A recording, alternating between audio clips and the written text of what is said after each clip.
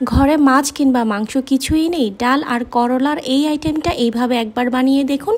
এর সাথে আর কিছুই লাগবে না, চাইলে ব্যাচেলাররাও তৈরি করতে পারেন একদম সহজেই। ডাল আর করলার এই রেসিপিটা আমি বলবো একবার হলেও আপনারা ট্রাই করে দেখতে পারেন। এই একটা আইটেম হলে এক প্লেট ভাত নিমিশেই শেষ হয়ে যাবে। চুলায় প্যানে আমি তেল গরম করে নিয়েছি, এরপর করলাটাকে এভাবে পাতলা স্লাইস করে কেটে নিয়েছি।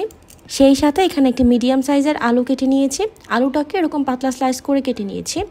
স্বাদ মতো কিছুটা লবণ আর দিয়ে দিচ্ছি হাফ চা চামচের মতো হলুদ গুঁড়া। চুলার আঁচ মিডিয়ামে রেখে এখন ভালো করে নেড়েচেড়ে ভেজে নেব। এই রান্নাটা আমি বলবো আপনারা একবার হলেও বাসায় ট্রাই করে দেখবেন। ঢাকনা দিয়ে ঢেকে দিচ্ছি কিছুক্ষণের জন্য। কয়েক মিনিট পর আমি ঢাকনাটাকে খুলে আবারও ভালো করে নেড়েচেড়ে দিচ্ছি। আর এরই মধ্যে আলু আর করলা সেদ্ধ হয়ে গিয়েছে, এখন এগুলোকে আমি তুলে রেখে দেব।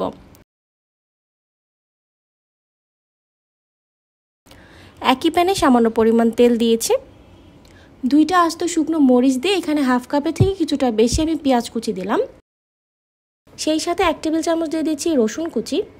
তেলের সাথে মরিচ, পেঁয়াজ আর রসুনটাকে একটু লাল করে ভেজে নেব।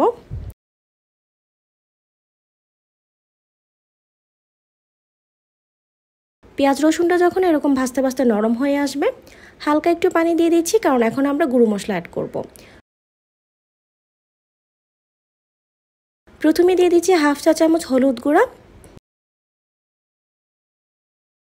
হাফ চা চামচ দিচ্ছি মরিচ গুঁড়া, ভাজা জিরার গুঁড়া দিয়ে দিলাম হাফ চা চামচ, স্বাদ মতো কিছুটা লবণ দিয়ে দিব।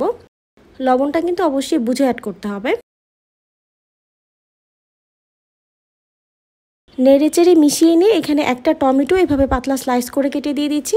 আর এখানে কিন্তু টমেটোটা অবশ্যই ব্যবহার করার চেষ্টা করবেন, এতে করে টেস্ট অনেক বেশি ভালো আসবে। টমেটোর সাথে মশলাটা ভালো করে কষানোর জন্য এখানে আমি খুবই সামান্য পরিমাণ পানি দিয়ে দিলাম। চুলার আঁচ মিডিয়ামে রেখে মশলাটাকে একটু ভালো করে কষিয়ে নিতে হবে। মশলাটা যখন কষানো হয়ে যাবে, এরপর এখানে আমি হাফ কাপ থেকে কিছুটা বেশি মুসুর ডালকে আগে থেকে ভালো করে ধুয়ে তারপর পানি ঝরিয়ে নিয়েছিলাম, সেটাকে এখন এখানে দিয়ে দিচ্ছি। ডালটা দিয়ে হালকা হাতে একটু মিশিয়ে নিচ্ছি। মশলার সাথে ডালটাকে মিশিয়ে নেওয়ার পর এখানে প্রায় 2 কাপের মতো পানি দিয়ে দিলাম। পানির পরিমাণটা আপনাদের পছন্দ মতো এখানে দিয়ে দিতে পারেন। পানিটা দিয়ে হালকা একটু মিশিয়ে নিয়ে ঢাকনা দিয়ে ঢেকে ডালটাকে পুরোপুরি সেদ্ধ করে নিতে হবে। ডালটা যখন পুরোপুরি সেদ্ধ হয়ে যাবে আর এরকম থকথকে হয়ে যাবে, এরপর ভেজে রাখা করলা আর আলুগুলোকে দিয়ে দিচ্ছি। এইভাবে সব কিছুকে ভালো করে মিশিয়ে নিতে হবে আর এই পর্যায়ে লবণটা চেক করতে হবে। এখন আবারও ঢাকনা দিয়ে ঢেকে চুলার আঁচ লো মিডিয়ামে রেখে কিছুক্ষণের জন্য এটাকে রান্না করে নেব। ডালটা যখন ঠিক এরকম মাখা মাখা হয়ে যাবে, ঠিক তখন এখানে আমি দিয়ে দিচ্ছি 1 টেবিল চামচের মতো ধনিয়া পাতা।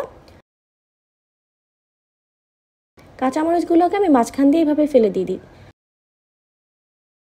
ডাল করলাটা রান্না একদম শেষের দিকে, আর এর ঝোলটা কিন্তু ঠিক এরকম হবে, কারণ ঠান্ডা হয়ে যাওয়ার পর এটা অনেকটা শুকিয়ে যাবে। গরম ভাতের সাথে ডাল করলার এই রেসিপিটা খেতে কিন্তু অসাধারণ লাগে। রেসিপিটা কেমন লেগেছে কমেন্ট করে অবশ্যই জানাবেন। এমন সব মজার নতুন রেসিপি পেতে আমাদের ফেসবুক পেজটা ফলো করে রাখতে পারেন। আজ এই পর্যন্তই, সবাই অনেক ভালো থাকবেন। আল্লাহ হাফেজ।